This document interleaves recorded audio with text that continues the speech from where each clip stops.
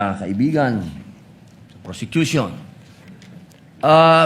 Napakahalaga po sa bawat pagdinig ay yung nagsasabi ng katotohanan. Tama po ba? Tama po. Opo. Pagka ang isang witness po ay naging halimbawa ng paiba-iba ang sinasabi, ano pong tawag dito?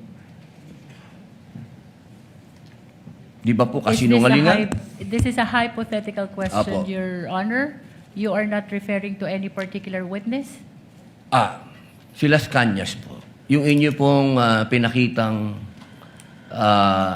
affidavit, Your Honor? alam niyo po, hindi pa po ako tapos, kaibigan. Alam niyo po, napakalungkot po para sa amin na marinig na merong kayong ibinigay na affidavit na nabahiran dito po sa loob ng Senado.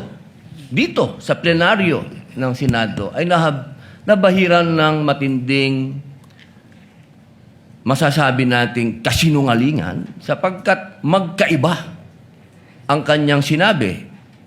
October 3, 2016, sinabi niya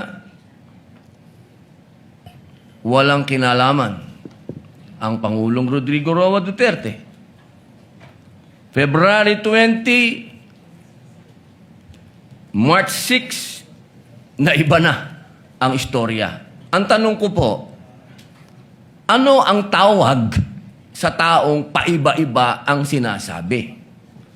Di ba po sinungaling? May I answer, Your Honor? Opo. Kagaya po ng aking binigyang linaw kanina at paulit-ulit na rin pong sinabi ng ating presiding officer. Pakisagot na lang po kasi yun lang po ang tanong. Tama po ba o mali na tawaging sinungaling ang taong iba-iba ang sinasabi?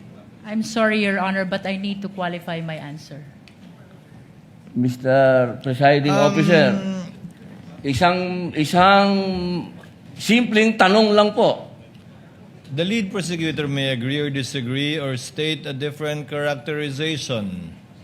I can state a different characterization if I'm asked by the good Senator Judge. You may disagree or agree with the Your statement Honor. of the Honorable Senator Judge Padilla.